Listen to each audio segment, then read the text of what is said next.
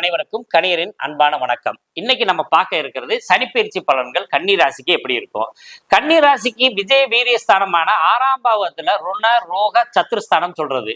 இந்த 6ஆம் பாவத்துல இருக்கிற சனி பகவான் கண்டக சனியாக மாறுறார். கண்டம் அப்படின்னா கழுத்து அப்படின்னு பேரு. அப்ப கழுத்து சார்ந்த பிரச்சனைகள் அதிகமாக ஏற்படக்கூடிய பாதிப்பு யாருக்கு இருக்குன்னா கன்னி ராசிக்கு தான் இருக்குது. பெரிய வெற்றிகளாக 2.5 வருஷத்துல இருந்தவங்க இப்ப கண்டக சனியில வரும்போது கணவன் மனைவி பிரச்சனைகள், நண்பர்களால் துரோகங்களை சந்திப்பது, காதலியால் மனம் வேதனை அடைவது, காதலன் விட்டு பிரிவது, இந்த மாதிரி பிரச்சனை எல்லாம் ஏகப்பட்ட பிரச்சனை இருக்கு. நல்லதா பார்க்கலாம்னு நினைச்சு வந்தா நீங்க இப்படி சொல்லிக்கிட்டு இருக்கீங்களே அப்படின்னு சொன்னீங்கன்னா இதை சொன்னால் நீங்கள் உணர்ந்து புரிந்து உங்க வாழ்க்கையை சமப்படுத்திக்கலாம். அதுக்காகத்தான் அழுத்தம் திருத்தமாக சொல்லுவது. ஏன்னு கேட்டீங்கன்னா, ஒரு தொழில் பண்ணிக்கிட்டு இருக்கோம். தொழில் நண்பனோட சேர்ந்து தொழில் பண்ணது எல்லாம் துரோகங்கள் நடக்கும். கன்னி ராசியில் அவ்வளோ பெரிய பாதிப்பு இருக்கு. நிறைய பேர் விட்டு பிரியறதுக்கான வாய்ப்புகள் இருக்கு. ஒரு நண்பர்கள் 2 பேர் விட்டு பிரிஞ்ச காலகட்டம் எது அப்படின்னு பார்த்தீங்கன்னா 7ஆம் இடத்துல சனி இருக்கும்போது தான் இந்த நண்பர்கள் பிரிவினைகள் இருக்குது. அப்ப கன்னி ராசியில என்னென்ன நஸ்தரம் இருக்கு? உத்திர நஸ்தரம் இருக்கு, அஸ்த நஸ்தரம் இருக்கு, சித்திரை 1, 2 பாதங்கள் இருக்கு. இவங்களுக்கு எல்லாத்துக்குமே இந்த பாதிப்பு இருக்குன்னு வச்சுக்கோங்களேன். அப்ப இவங்க எந்த துறையில இருந்தாலும் அந்த துறை சார்ந்த நண்பர்களால் ஒரு வீழ்ச்சியை சந்திப்பார்கள். சுயமாக செய்யற எந்த விஷயமும் பாதிப்பை தராது. தொழில் விஷயத்துல பாதிப்பு இல்லை. நீங்க நல்லா கவனிச்சுக்கணும். தொழில் சார்ந்த விஷயத்துல பாதிப்பு இல்லை, பணம் சார்ந்த விஷயத்துல பாதிப்பு இல்லை, புதிய நண்பர்கள் புதிய உறவுகள் சேர்றதுல பாதிப்பு இல்லை, குழந்தை பிறக்கிறதுல பாதிப்பு இல்லை. திருமணத்தில் மட்டும் அதிகப்படியான பாதிப்புகள் இருக்கு. திருமணம் ஏற்பாடு ஆச்சுன்னா நிற்கும், அல்லது ஏற்கனவே ஃபிக்ஸ் பண்ணியாச்சு அந்த தேதியில எங்களுக்கு திருமணம் நடக்குமா அப்படின்னு கேட்டா நடக்கிறதுக்கு வாய்ப்பு ரொம்ப குறைவு. திருமணமே ஆக மாட்டேங்குதுங்க சார், இந்த வருஷமாவது கண்டக சனியிலாவது ஆகுமா அப்படின்னா ஆகும். அதாவது சாதாரண நிலையில பேச்சுவார்த்தை நடத்தி கொண்டு இருக்கும் திருமணங்கள் எல்லாமே நின்று போகும். திருமணமே நடக்காது, நம்ம அமைதியா போகலாம் அப்படின்னு நினைச்சவங்களுக்கு திருமண வாழ்க்கையை கொண்டு வருவார். ஏன்னா சனி என்பவர் திடீர் என்று ஒரு சில விஷயங்களை செய்வார். அப்ப 7ஆம் பாவகம் என்பது நண்பர்கள், கணவன் அல்லது மனைவி, பார்ட்னரு, இப்படி அதாவது நெருங்கிய நண்பர்கள், தொழில் பார்ட்னர்கள், தொழில் நண்பர்கள், இவங்க எல்லாரும் தான் பிரச்சனை தருவார்கள். நீங்க செஞ்சுக்கிட்டு இருக்கிறது எந்த பாதிப்பு வராது. இதுல எல்லாம் நீங்க எந்த பிரச்சனையும் இல்லை. வியாபார சம்பந்தமா இருக்கிறவங்க 2 பேர் சேர்ந்து பண்ற வியாபாரம் பிரிவினை தரும், முடக்கத்தை தரும். அதே தனிப்பட்ட முறையில செய்யற தொழில் எந்த பாதிப்பும் இல்லை. பூர்வீகம் சம்பந்தமான பிரச்சனைகள் எந்த தொந்தரவும் இல்லை. அதே மாதிரி குழந்தைகள் சம்பந்தமான பிரச்சனைக்கு எந்த தொந்தரவும் இல்லை. நீங்க படிப்பு சார்ந்த விஷயத்துல எந்த பிரச்சனையும் இல்லை. இதெல்லாம் உங்களுக்கு தொந்தரவு இல்லை. ஆக 7ஆம் பாவகம் சார்ந்த விஷயத்துல மட்டும்தான் பாதிப்பு தருமை ஒழிஞ்சு வேற எந்த பாதிப்பும் சனியினால் கிடையாது. அதனால நீங்க ஆஸ் யூசுவல் செய்யக்கூடிய வேலைகள் எல்லாமே நீங்க செய்யலாம். வெளிநாடு போறதுனால எந்த பிரச்சனையும் இல்லை. வெளிநாட்டுல இருந்து உள்ள வர்றதுனால எந்த பிரச்சனையும் இல்லை. லக்னத்தை சனி பார்க்கிறாரு. பொதுவா நல்லா பாருங்க, நான் நம்ம ஒவ்வொரு எபிசோடுலையுமே பார்வைக்கான பலனை அதிகமா நம்ம கொடுக்கவே கிடையாது. ஏன்னு கேட்டீங்கன்னா, பார்வையினால் பெரிய பாதிப்புகளை அடைவது இல்லை. ரொம்ப பெரிய பாதிப்பெல்லாம் ஒன்றும் பிரச்சனைகள்லாம் வராது. ஏன்னு கேட்டீங்கன்னா, கோச்சாரம் சந்திரன் நின்ற ராசிக்கு கோச்சார சனி எங்கு இருக்கிறார், எப்படி இருக்கிறார், எந்த ராசியில் இருக்கார், அது சார்ந்த விஷயத்துல தான் நம்ம பார்த்துக்கிட்டு இருக்கோம். ஆனா நீங்க பழைய நூல்கள்ல எல்லாம் அவரோட பார்வையை பெருசா அதிகமா கொடுத்துருக்க மாட்டாங்க. ஏதோ ஒரு சில இடங்கள்ல மட்டும்தான் கொடுத்துருக்காங்க. அதனால பார்வை இப்ப சனி கன்னி ராசிக்கு 7ஆம் பார்வையா கன்னி ராசியை பார்க்கிறார். அப்ப ஜாதகன் எப்படி இருப்பார்? ரொம்ப சோம்பேறியா இருப்பானா? அப்படி இருக்க மாட்டான். இப்பத்தான் உத்வேகமா பயங்கர ஃபோர்ஸ் ஆவாங்க. அதுக்கு அடுத்து அவரோட 3ஆம் பார்வையோ 9ஆம் இடத்தை பார்ப்பாரு. 9ஆம் பாவம் சம்பந்தமான பிரச்சனை வருதா? அப்படிலாம் எந்த பிரச்சனையும் வராது. தந்தை வழியான ஆதாயம், தந்தையினுடைய அம்மாவோட சொத்துக்கள், தந்தைக்கோ அத்தைக்கு இருந்த பிரச்சனைகள் சால்வ் ஆகி இவருக்கு தர வேண்டிய சொத்துக்கள், இவருக்கு வர வேண்டிய சொத்துக்கள்லாம் வந்துடும். அடுத்தது 4ஆம் பாவத்தை வேற பார்க்கிறார். 4ஆம் பாவத்தை 10ஆம் பார்வையா 4ஆம் பாவகத்தை பார்க்கிறாரு. அப்ப வீடு, மனை, தாய் சம்பந்தமான பிரச்சனைகள், இதுல எல்லாம் பிரச்சனை இருக்கா அப்படின்லாம் எந்த பாதிப்பும் இல்லை. அதுல இருந்து ஒரு விடிவு காலம் தான் இருக்கிறது.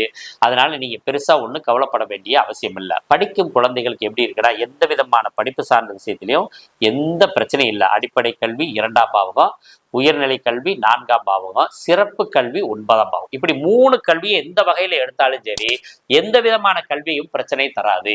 ஆனா கல்வி நிலையங்கள்ல ஏற்படும் காதல் மன வேதனையை தரும். கல்லூரியில் ஏற்படும் காதல் மன வேதனையை தரும். அதாவது இந்த மாதிரி விஷயங்களை மட்டும் நீங்க தவிர்த்துக்கணும். அதே சமயத்துல உண்மையிலேயே இன்னொரு விஷயம், ஒரு முக்கியமான விஷயம் என்னன்னு கேட்டீங்கன்னா, இப்பத்த காதல் உள்ள என்றாகும் கன்னிராசிக்கு. ஏற்கனவே இருக்கிற காதல் பிரச்சனையை முடியும். யாருமே காதலிக்க கூடாது, ரொம்ப கவனமா இருக்கணும்னு நினைச்சுக்கிட்டு இருந்தவங்க இந்த 7ஆம் பாவத்துல சனி வரும்போது தான் ஸ்டார்ட் ஆகும். ஒரு புதுசா பிரச்சனையை கொண்டு வர்றது 7ஆம் பாவம் தான். அஷ்டம சனியில தான் நிறைய பேர் காதலிக்க ஆரம்பிப்பாங்க. அஷ்டம குருவுல தான் நிறைய பேர் காதலிக்க ஆரம்பிப்பாங்க. அதே மாதிரி கண்டக சனியிலையும் எதிர்ப்பாளர்கள் மேல் ஒரு தவறான ஈர்ப்பு வரக்கூடிய காலகட்டம் என்பதனால இந்த 2.5 வருஷம் கன்னிராசிக்காரங்க உங்களை தேடி எந்த பையன் வந்தாலும் சரி, எந்த பொண்ணு வந்தாலும் சரி, நீங்க அவாய்ட் பண்ணிக்கிறது மிக மிக சிறப்பு. இதை நீங்க கவனமா இருக்கணும். அடுத்ததாக ஆசிரியர் சார்ந்த பிரச்சனைகள், அதாவது கற்றுக் கொடுக்கும் ஆசிரியருக்கும் உங்களுக்கும் பெரிய பிரச்சனைகள் நடக்கும். அறிவார்ந்த சபைகள் சார்ந்த இடத்துல இருந்து உங்களுக்கு அவமானம் ஏற்படக்கூடிய வாய்ப்புகள் உண்டு. அதனால 4 பெரியோர்கள் இருக்கிற இடத்துல நீங்க குனிஞ்சிட்டு அப்படியே நீங்க பாட்டு உங்க வேலையை பார்க்கறது நல்லது. அவங்கள்ட்ட போய் உங்களை நிரூபிக்கணும்னு நினைச்சு பேச வேண்டாம். ஏன்னு கேட்டீங்கன்னா, அறிவார்ந்த சபைகள் பூராமே உங்களுக்கு ஆப்போசிட்டான விஷயங்களை கொடுக்கும். உங்களுக்கு நம்ம சிந்திக்கிற செயல்கள் ரொம்ப சிறப்புன்னு நினைச்சுக்கிட்டு இருப்போம், அந்த செயல்கள் எல்லாம் தவறாக இருக்கும். அதனால புதிய முயற்சிகளை மட்டும் நீங்க கவனத்தோட செயல்படுங்க. உங்க முயற்சியை நீங்க எடுக்கிறதுக்கு முன்னாடி ஏதேனும் ஒரு பெற்றோர்களோ உங்களுக்கு முக்கியமான ஒரு கேரக்டரோ அவங்கள்ட்ட கேட்டு பாருங்க, நீங்க செஞ்ச முயற்சி சரியா தப்பான்னு அவங்களே சொல்லிடுவாங்க. அதனால புதிய முயற்சிகளை கைவிடுங்கள். அடுத்தது, கணவன் மனைவி சண்டை சச்சரவுகள் தொடர்ந்தாலும் நீங்க விட்டு கொடுத்து போனீங்கன்னா ஓரளவுக்கு நமக்கு சரியாயிடும். ஏன்னா இந்த காலகட்டம் உங்களுக்கு கன்னிராசிக்காரவங்களுக்கு இப்ப நம்ம எப்படி இருக்குன்னு தெரிஞ்சுக்கிறோம். அதனால நீங்க விட்டு கொடுத்து போகும்போது கணவன் மனைவி பிரச்சனைகள்ல இருந்து நீங்க விடுபடலாம். நீங்க எந்த பாதிப்பும் அடைய வேண்டியது இல்லை. சரி, நிலபுலன்கள் வாங்கலாமா அப்படின்னா, காலி இடம் வாங்கலாம். கட்டண வீடை வாங்கக்கூடிய யோகங்கள் இருக்கு. அதுல எந்த பாதிப்பும் இல்லை. தனச்சேர்க்கை நல்லா இருக்கு. இளைய சகோதர சகோதரிகளுக்கு எப்படி இருக்கு? ஒரு தொந்தரவும் இல்லை. இளைய சகோதர சகோதரினால் உங்களுக்கு நன்மைகள் தான் இருக்கு. அதே மாதிரி அம்மா வகை விஷயங்கள் எப்படி இருக்கு? அம்மாவுக்கு உடல் கொஞ்சம் பாதிக்கப்பட்டாலும் நார்மலாக வரக்கூடிய வாய்ப்புகள் இருக்கு. குழந்தைகள் சார்ந்த விஷயத்துல தத்து புத்திரன் எடுக்கணும்னு நினைச்சுக்கிட்டு இருக்கவங்களுக்கு இப்ப தத்து புத்திர யோகம் கிடைக்குது. கோர்ட்டு கேஸு வம்பு வழக்குகள் போட்டிருக்கமே, அது எப்படி இருக்குன்னா அது பாதகத்துல இருக்கு. அதனால நீங்க எந்த முயற்சியும் இப்ப பண்ண வேண்டாம். 2.5 வருஷத்துக்கு எந்த விதமான கேஸு இதுகளுக்கெல்லாம் போக வேண்டாம். அப்படி போகணும் அவசியம் ஏற்பட்டுச்சு, வேற வழி இல்லைன்னா ராகு பயிற்சிக்கு பின்னாடி நீங்க போங்க, உங்களுக்கு வெற்றிகள் கிடைக்கும். ரைட்டு. அதுக்கு அடுத்தது, ஆயுள் சம்பந்தமாக ஏதாவது தொந்தரவுகள் இருக்கா? எந்த விதமான பிரச்சனைகள்ல வண்டி வாகனங்கள்ல நீங்க எப்போதும் போல கவனமா இருந்தீங்கன்னா போதுமானது. அதைக்கு அடுத்தது, தந்தை சம்பந்தப்பட்ட விஷயங்கள் ஏற்கனவே சொல்லியிருக்கோம், எல்லா விஷயமுமே கிடைக்கும் அப்படின்னு சொல்லியிருக்கோம். தொழில் சார்ந்த விஷயத்த நீங்க முயற்சி பண்ணுங்க, அந்த முயற்சிகள் கைகூடும், எந்த தொந்தரவும் இல்லை. லாபங்கள் எப்படி இருக்குன்னாக்கா, எல்லா விதமான லாபமும் சுயமாக செய்யற தொழில வந்து கொண்டே இருக்கும். அதுல நீங்க பயப்பட வேண்டியதில்லை.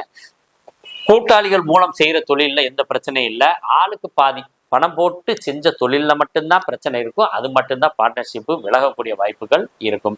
இருவர் சேர்ந்து எந்த காரியத்தை செஞ்சிருந்தீங்கன்னா அவர்களிலிருந்து பிரிவினை உண்டு. அடுத்தது, வெளிநாடு எப்படி இருக்கு? தூக்கங்கள் சார்ந்த விஷயத்துல எப்படி இருக்கு? சயன சுகம் எப்படி இருக்குது? டெபாசிட் பண்ற தன்மைகள் எப்படி இருக்கு? எல்லாமே சிறப்பா இருக்கு. எந்த பாதிப்பும் இல்லை. நீங்க இப்ப டெபாசிட், அதாவது பணத்தை சேகரிக்கிற தன்மைகள்லாம் நல்லா இருக்கு. பொதுவா தெளிவா முடிவு எடுக்கணும்னா, நண்பர்களால் ஏமாற்றப்படுவீர்கள். தொழில் சார்ந்த விஷயத்தில் பிரச்சனை உண்டு. ஏற்கனவே திருமணமானவங்களுக்கு கணவன் மனைவி சார்ந்த விஷயத்துல பிரச்சனை நடந்தே ஆகும். அதுல கவனம் ஆயிருங்க. மற்ற எந்த விஷயத்திலும் உங்களுக்கு பிரச்சனை இல்லை. அனைத்தும் உங்களுக்கு வெற்றியை தான் தரும் அப்படின்னு சொல்லிட்டு மீண்டும் நாம் சந்திப்போம். நன்றியும் வணக்கங்களும்.